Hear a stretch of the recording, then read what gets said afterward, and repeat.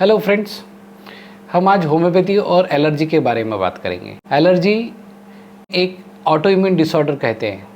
कोई भी चीज़ की हमको एलर्जी हो सकती है।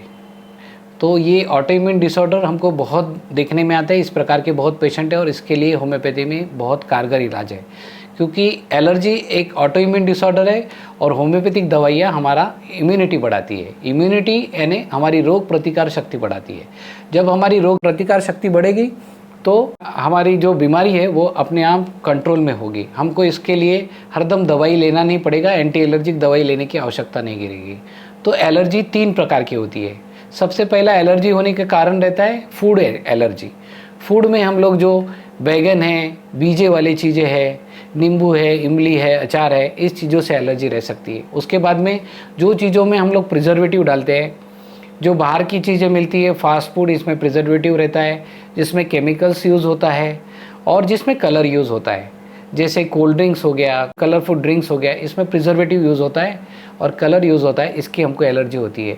तो ये हो गया एक फूड। उसके बाद में दूसरा होता है कि हमको इन्फेक्शन होता है। तो इन्फेक्शन तो हमारे डॉक्टर्स देख लेते हैं कि हमको किस प्रकार का इन्फेक्शन है। पैरासिटिक इन्फेक्शन, जिसको हम लोग जंतु बोलते हैं, या फिर वायरल इन्फेक्शन, या फिर बैक्टीरियल इन्फेक्शन।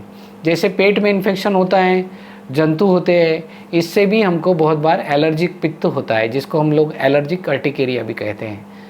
रैशेस होते हैं अपने स्किन में।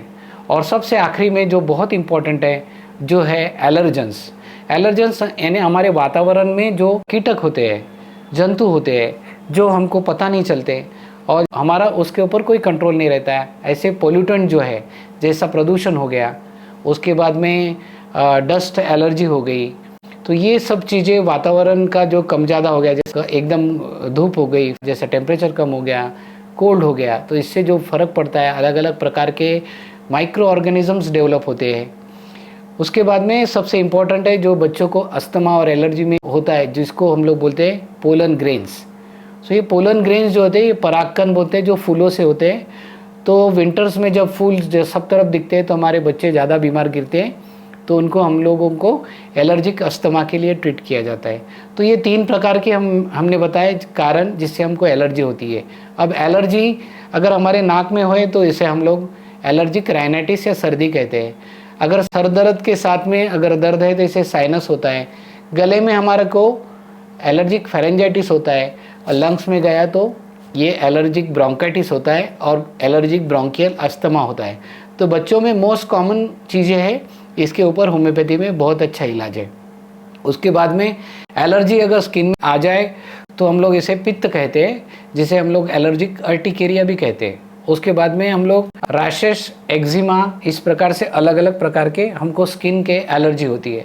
अगर किसी को हाथ में एलर्जी तकलीफ होती है, जैसे साबुन सोडा लगाने से, उसको हम लोग कॉस्टिक एलर्जी बोलते हैं, जिसे हम लोग कॉन्टैक्ट इरिटेंट डर्मेटाइटिस भी बोलते हैं। तो एलर्जी इतनी वास्ट है कि एलर्जी के कारण हमको अलग अलग प्रकार की बीमारियां हो सकती है।